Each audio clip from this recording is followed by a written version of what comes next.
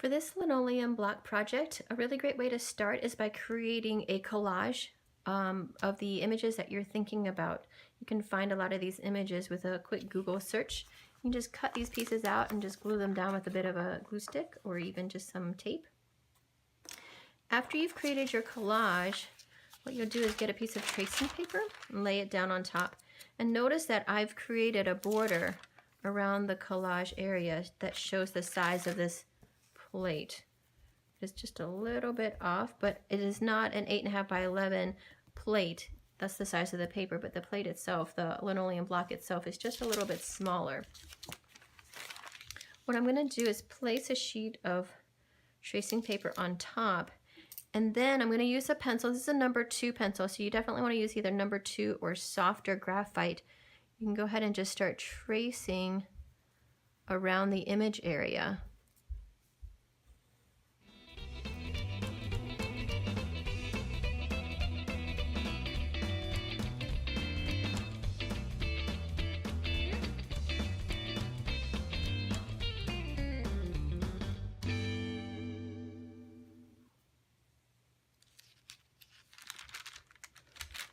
After you finish creating the trace of your image, what you'll do is then take the trace paper and turn it over upside down on top of your linoleum block.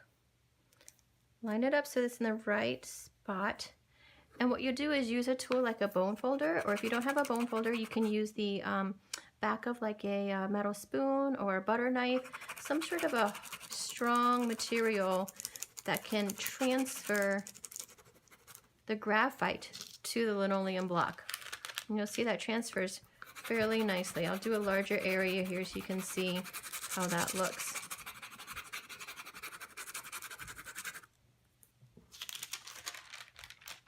So you can see the graphite really transfers really nicely, and it leaves the drawing in place for you to then cut out. While you're transferring, if you're not sure if the graphite is getting transferred, just lift an edge and take a look without moving the entire drawing, and then go back and rework those areas that you may have missed.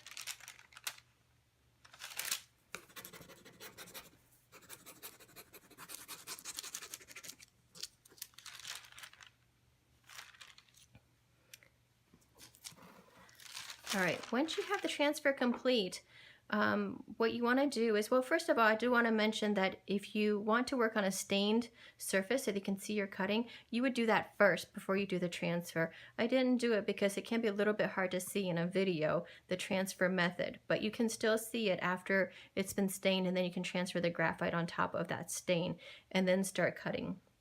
In some cases, as you're working, some of this graphite might rub off. So if you're worried about losing your image, you might want to go back over it with a Sharpie and just make sure that you can see some of those images very clearly before you start cutting.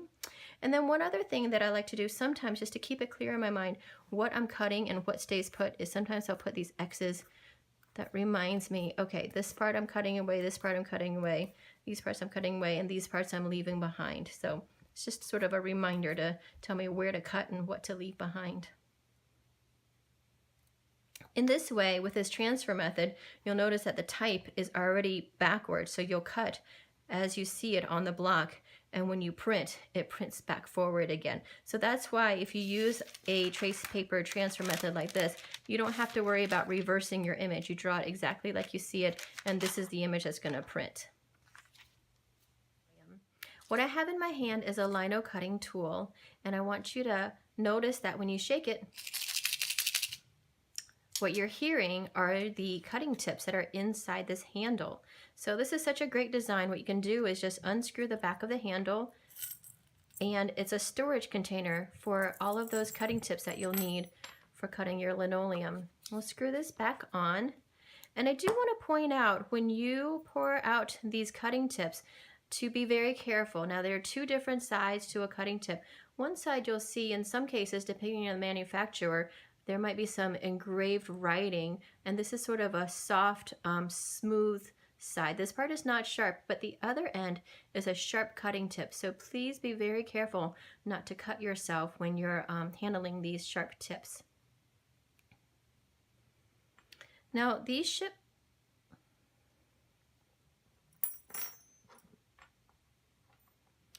Let's talk about how you use this handle. The other end of the handle has a tip that unscrews, and normally you would just unscrew it a little bit and put your cutting tip inside and then screw it tight to hold it in place. But what I'm going to do is actually unscrew it entirely and show you what the mechanics are that are working inside this tip. So this tip actually unscrews entirely from the handle, and inside you'll find two pieces of metal. One has a circular kind of round dome at the tip, and the other one is a crescent that fits together. So these two pieces fit together really well, and what you're going to do when you put all this back together again, it's that empty area, that open space between these two pieces is where your cutting tip actually goes. And when you screw it back together, it tightens it in place, and that's what holds it nice and tight within the tool handle. So let's put these back together and attach a tip to this handle. So what you'll do is just take these two tips, put them back together and set them on top of the handle, and then take the outer rim and close it down really tight. Now, if you close it down completely tight, those two pieces are squeezing really tightly together. There's no room for a tool to fit in there. So you're just going to loosen it up a little bit.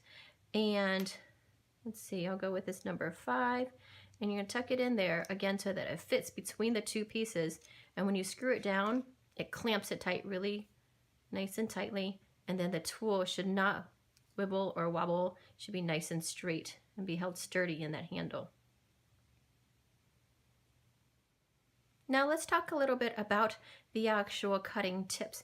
They come in a lot of different shapes and sizes. We have a small one that's number 1 here, and in some cases, I'll pick one that maybe can be a little bit more visible. Here's a number 2. You might be able to see that number 2 that's engraved into the back. Some of these cutting tips will have these engraved and some of them won't, and they're numbered from 1 to 6. And what we have is basically different size gouges and U-shaped gouges, V-shaped gouges and U-shaped gouges. Here are 2 V-shaped gouges. Number 1 is smaller, number 2 is a little bit larger. What I have here is a chart I'd like to take a look at that shows you all the different shapes and sizes of the gouges that we have available to us, and then a few exercises that you can do to practice creating different types of marks with these tips. So as you can see in this chart, number 1 is a small V gouge, it's the smallest one. And then it moves up to number 2, a little slightly larger V gouge. And then number 3, we have a U gouge, so it's a little bit more of a rounded curve to it.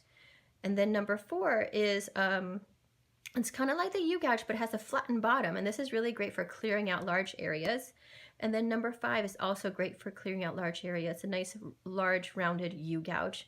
And number 6 is really just like a straight knife. Now let's take a look at the chart of some different exercises that you can do and to create different tonal qualities and textures and variations and patterns with these cutting tips. So if you look at number 1, this is using the number 1 V gouge. What you can do is cut lines that are the same thickness very easily. And the way to create kind of a gray tone as it moves from one side to the other is by moving these lines closer together. The closer together they get over towards the right, the lighter the tonal value becomes. And then if we look at number 2, this is a larger V gouge, and this one, it makes it really easy for you to create lines that vary in width. So as you can tell, I've tried to keep these lines mostly about the same distance apart, but as they get wider and towards the top, they become lighter, and it creates sort of a lighter tonal area by creating wider widths of the lines. In number 3, I use the number 3 U gouge for this, and this is really great for creating some dots and dashes, and it's kind of like a type of stippling where the closer the dots become, the lighter the tonal value becomes. In number 4, I've gone back to the number 1 V gouge. It's a small V gouge, but I've used it in a cross-hatching kind of technique, and you'll notice that the more lines are layered over each other, the lighter the tonal value becomes. And then for number 5, it's really just about using either the number 2 or number 3 and practicing creating curves that also vary in width. So you need kind of a larger, wider gouge to create these varying line widths, but you can create some depth along with these lines that curve and vary in width as well. And then number 6 is just sort of a play around area, just to have some fun with creating different types of textures and just to practice a little bit before you start working on your final block. Before you start cutting your linoleum block, I recommend that you first stain the surface, because if you started cutting into this surface, I'll show you real quick. It's basically gray onto gray. It's really hard to tell what's been cut away. So what I like to do is first stain it with a dark color. You can use black or blue or any color you want, but sometimes a darker color is really most helpful. I have like a dark purple here. And what you can do is just use a paper towel or maybe a rag and dab a little bit of that ink onto your block, and you can even see right away where that cut really shows up so much better now that the top is stained with a little bit of ink.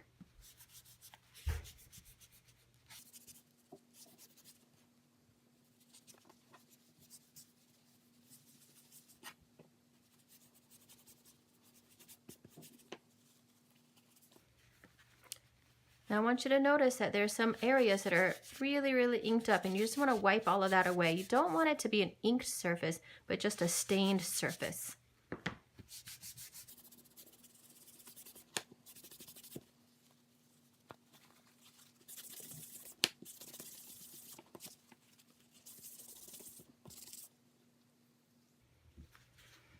Okay, once you have that surface stained, you should have it buffed out pretty well so that you don't get any ink coming off as you're working on it. So if you just buff it out really well with your rag or your paper towel, it should be, again, a smooth, dry surface that's just stained with the ink that you've used. I'm going to set this aside and talk to you a little bit more about cutting your block. Now, first thing you want to think about, because you have all of these tips that are very sharp, you want to think about safety first and foremost. What a lot of people tend to do when they start cutting a block is they want to hold the block very sturdy and they start cutting, and of course you want to hold the block sturdy and you start cutting and you end up cutting right into your fingers, and these are well, they're really painful. It's even worse than just a knife cut, because these become puncture wounds. So they hurt really a lot, and they hurt for a long time. So please do not ever put your hands in front of the cutting tool. You always want it to be either on the tool to help guide it or behind the tool holding the plate. Now here's the problem. You start cutting and it slides around. So what you want to do, instead of using your hands to hold it sturdy, you have two options. One of them is this a rubber mat. This is used for shelf liners. You can find them in the kitchen areas in a lot of stores. And they are made of this sticky rubber that if you have no pressure on them, you can slide them around really well. But once you put pressure down on them, it holds it really nice and sturdy. So now you've got something holding your block in place as you're cutting.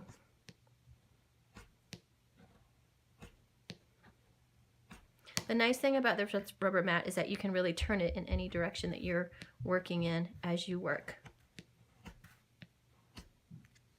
And just remember, again, the other hand stays behind the cutting tool, or you can use your other hand to help guide this tip. Oh, I didn't mention how to even hold this tool. So the way I hold it is this rounded area is shaped in this way just so that it fits perfectly in the palm of your hand, and you're using your palm, the muscles in your whole forearm, to guide that tool. So it's not about just using the hand muscles, but your whole arm is pushing against that tool to help give it that pressure that you need. So again, it fits in the palm of your hand. You just grip it like so. And when you can turn it over, don't ever hold it like a pencil, but again, in the palm of your hand, grip it like this, turn it over, and you can use your index finger to help guide it. And again, another finger from your other hand if you want to steady your marks just a little bit more. Now notice that I am gouging in so that you can see the marks that I'm making, but you don't have to dig all the way down. There is a backing, a burlap backing on the bottom of this linoleum block. It's a pretty thin sheet of linoleum, you don't have to cut all the way down to that burlap. It really doesn't take much for an image to appear on your block and for a cut to print as white.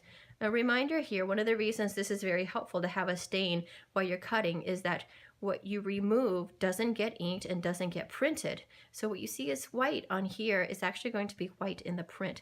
What's left raised is actually what captures the ink, and that gets transferred to the paper. So what's remaining is what prints. What you're removing are the light areas. I wanted to talk to you about another option for keeping your block sturdy as you're working, and that is this tool. It's called the bench hook. So it's basically a wooden board that has an L-shaped piece on either end.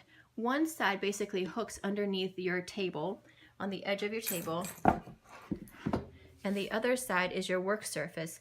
And you'll take your linoleum block and push it up against this bar that's raised, and then you'll basically just cut against that bar again. And the other thing is, I know that in our studio we have some bench hooks that have dowel rods along here. I don't have an example of that here, but the nice thing about the dowel rods is that you can angle your block into the dowel rod so that you can cut your block at an angle, not necessarily just straight this way or this way. When you're carving a linoleum block, sometimes it can be hard and really difficult to carve. And something that can be helpful is to warm it up a little bit as you're working on it. What we have in the studio is a hot plate specifically for that purpose. When you come to the hot plate, first thing you'll need to do is just plug it in and make sure that the outlet is turned on. It should be set to 200 or maybe halfway between 200 and warm. We don't adjust this, we just leave it right here. It needs to be a very slight heat. We don't want to overheat these plates. And you'll feel it start to warm up on the surface. What you'll do is take the plate that you're carving and place it face down on the surface of the hot plate.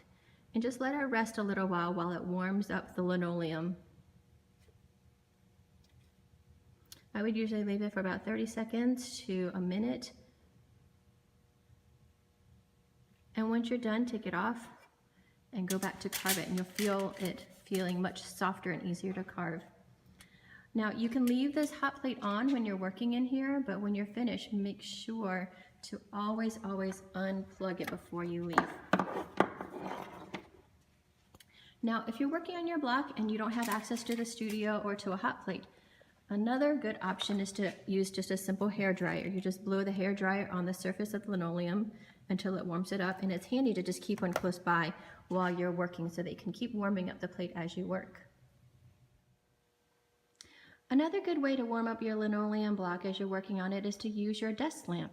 Just take the block and hold it up to the light of the lamp and let the warmth from the bulb warm up your plate a little bit. This is handy because you can always just lift it up, carve it, and then lift it up again when you need it to warm up a little bit more.